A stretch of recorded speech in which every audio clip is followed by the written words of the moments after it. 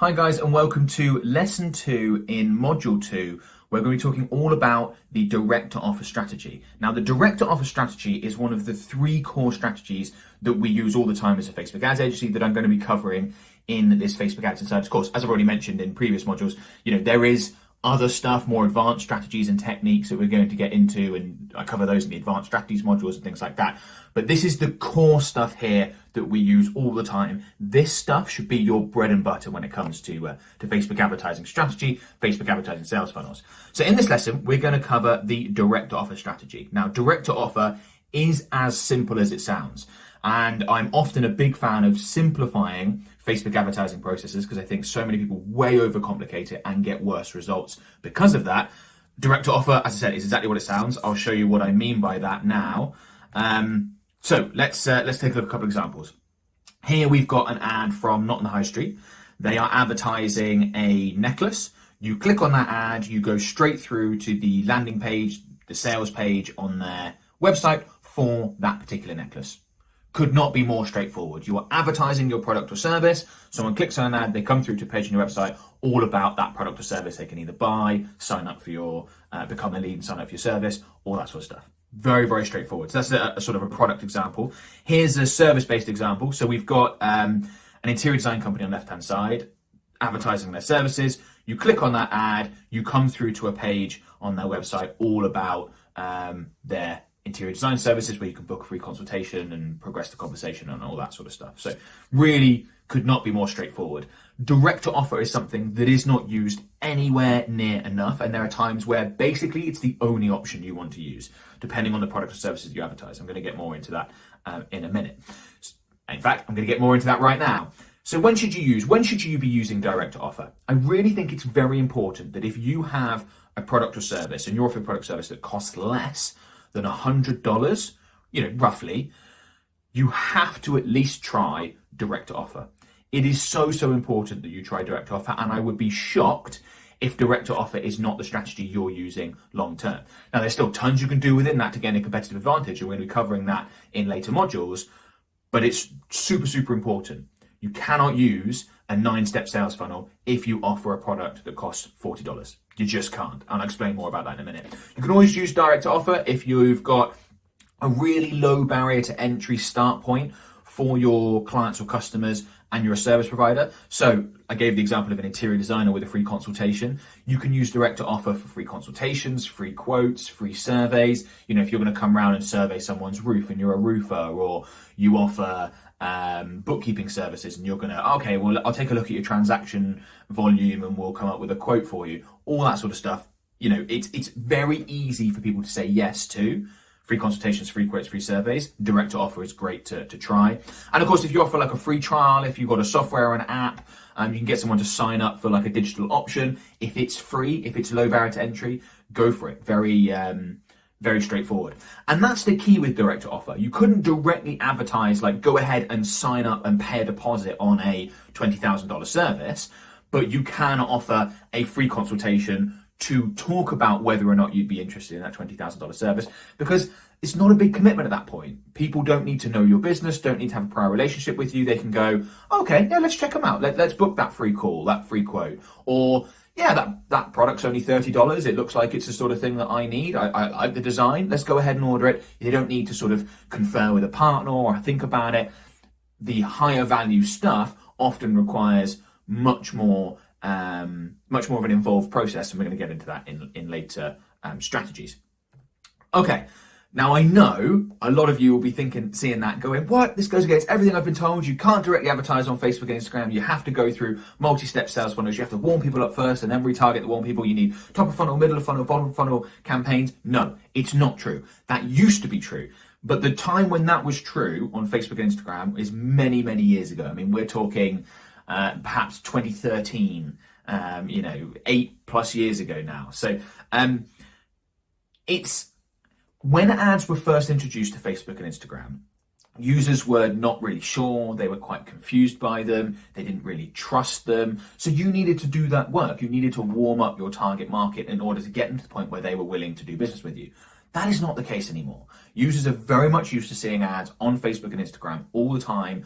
Most people who use Facebook and Instagram regularly will have either bought something from an ad, become a lead from an ad. Even if you're watching this thinking, I never have, I would be very surprised if that's actually true. People do that all the time without realizing it. I know I certainly have.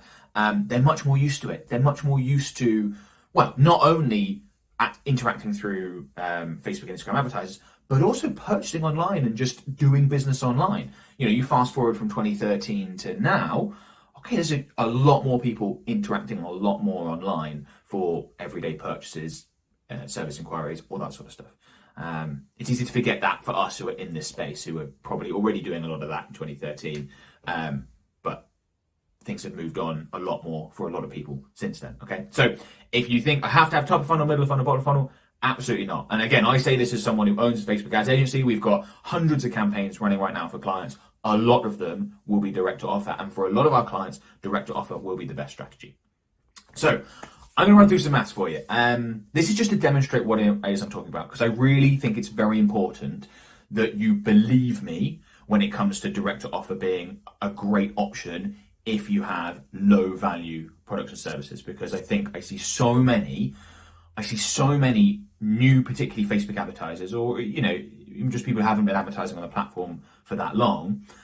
They will watch a video of someone recommend a strategy. It will be someone who's selling coaching programs, courses, and they need multi-step sales funnels because that's an involved ask. And they're recommending that their way of doing things works for everyone, and it's absolute nonsense. You cannot sell a $40 product in the same way that you sell a $5,000 coaching program. No, should not be done.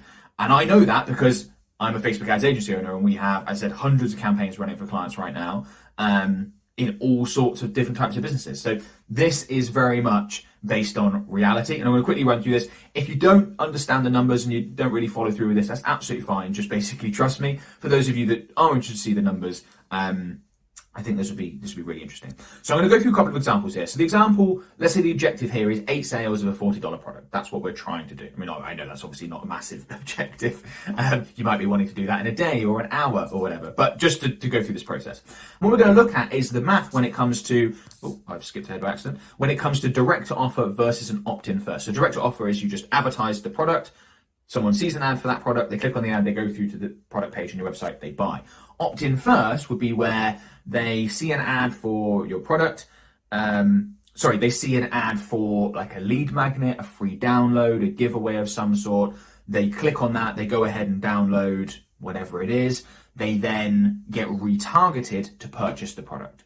Okay, that would be the difference. So an opt-in is still a pretty straightforward sales funnel. You've only got one extra step in there, and I see people with 5-step sales funnels all the time. So, and by the way, the more steps you add in for a $40 product, the worse it's going to get. With an opt-in first approach for a $40 product, I'm going to show you how the maths doesn't really hold up. Now, it doesn't mean that opt-in first approaches are bad. We use them all the time. In the next lesson, I'm going to be talking about an opt-in first approach, but it just needs to be for the right scenario, okay? So, we know the product price is $40. I'm going to assume the product costs you $15 in terms of cost of goods. Now, you might be saying your margin's nowhere near that good. Fine, okay. But just for demonstration purposes, assume it costs you $15 from the manufacturer, that is. So your gross profit per sale is $25. Each time you sell one of these things, you make $25. So let's assume you're running a Facebook ad campaign and you're advertising your product, you're generating clicks for 60 cents each. That's pretty decent performance, not unheard of, but you know, in the ballpark. Let's assume your website converts reasonably well, 4%. Some websites convert a lot better, particularly if you're running a conversion campaign and get high quality traffic. Some websites convert at lower rates, but let's take 4%. That means that your cost per purchase, okay, is going to come out at $15. You know, if you send 100 clicks to your website, that's going to cost you $60. Out of 100 clicks, because you've got a 4% conversion rate, you're going to generate 4 sales, which means that your cost per purchase is $15. The cost of advertising is $15. So ad spend required to generate those 8 sales, which remember is our objective, is $120. You have to spend $120 to sell 8 $40 products. Okay, so if we just run through that, 8 sales, $40 products, we've generated $320 in revenue. We know that the cost of sales, so the cost of goods from the manufacturer is $120. Our total ad spend is also $120 to generate those sales, leaving an $80 profit. Okay, not something to get super excited about, I know, but you know, this could be 100x, 1000x, whatever. We're just for demonstration purposes here. Now let's take a look at the opt-in first. So let's assume that your cost per click is a little bit lower with opt-in first because you're not advertising a product, you're probably advertising something free, interesting, easy for someone to click on. So that's likely. It's gone down to 50 cents in this example. Let's assume your opt-in rate is 25%. That's decent. That's about average for an opt-in rate of a lead magnet. So your cost per opt-in is going to come out about $2. You know, costs you $50 to send 100 people to your opt-in page. 25% of those are going to opt in. That's 25 people. So your cost per opt-in to get someone onto your email list, to get someone opting in, is $2 per person. So your ad spend required to get 100 people opted in is $200, and you see why you need 100 in a minute. So let's assume that you're now going to then retarget those 100 people. You've spent $200 getting 100 new opt-ins. You're going to retarget those people with your product or service offering. Your cost per click is going to be even less because these people are a bit warmed up. They know your brand. Let's say you come in at 40 cents. Let's say your website conversion rate is now much higher. Instead of being 4%, it's all the way up at 8% because you've warmed these people up, which again is quite likely. So your cost per purchase within this retargeting campaign is much less. Your cost per click is less, your conversion rate is up, and that means that it costs $40 to send 100 people to your website. 8 of those, instead of 4 of those, are going to purchase. That means your cost per purchase comes out at just $5 as opposed to the $15 we had with the direct to offer option. So the ad spend required in the retargeting campaign to generate those 8 sales is $40, which sounds fantastic. But here's the thing. Opt-in first approach, same revenue, 8 sales, $40 product, $320 generated. Cost of sales is exactly the same. Manufacturer's not going to treat anything different because you've got a different Facebook advertising sales funnel. So it's $120 to the manufacturer. And here's where it falls down with the ad spend. Your total ad spend, instead of being $120 like it was with direct to offer, is now $240 because you've had to pay for 2 stages of the sales funnel. You haven't just had to pay for 1, you've had to pay for 2. Now, the argument that with opt-in first, the second stage is more effective and more cost effective is absolutely true, right? You're only spending $40 on that second stage as opposed to $120 to generate the 8 sales. But you don't more than make up for the massive cost you have to spend at the top of your funnel with an opt-in first approach with a low value item. So instead of making $80 profit, you're losing $40 on this one, okay? Now, the reason why opt-in first is something you may want to use, but not if you're selling a $40 product, is that if we just go back a little, is that decreasing your cost per click and more importantly, increasing your conversion rate, let's say doubling your conversion rate, could be absolutely worth it if you're selling something that's $500 instead of $40, right? Because if you think about how the maths works, you might then be able to more easily cover the cost of that first stage in your sales funnel of getting all those opt-ins in the first place because you make a lot more when you actually sell your products. But for lower value items, absolutely essential that you don't inflate your own costs by adding in lots of steps. Remember, every step you have in a Facebook advertising sales funnel, you have to pay for. So just to quickly run through again, that's why if your product or service costs less than $100, you absolutely want to at least be testing direct to offer, and I'd be surprised if it isn't your go-to campaign structure on Facebook. But doesn't have to be limited to that. You could do exactly the same with a free consultation. You know, if we go back to the previous option of the interior designer, we just want to advertise the free consultation straight away. If you advertise like a lead magnet first and then get people to sign up for free consultation in a retargeting campaign, they're going to cost you more. You're going to end up paying more per free consultation. That might be worth it. We'll talk about that later on. But definitely, if you offer free consultation, quote, survey, etc., go ahead and test direct to offer. And then, of course, as I said, offer a free trial of a software, app, anything digital like that. Definitely want to test direct to offer. Also, direct to offer is so quick and easy to set up. It's a no-brainer for basically all businesses to test it, except for some exceptions where it just won't work, and I'll explain those later on. Okay, so that's all for this lesson. Now we're going to move on to the next strategy, which we use all the time, which is a lead magnet / webinar strategy. Okay, so I'll see you there.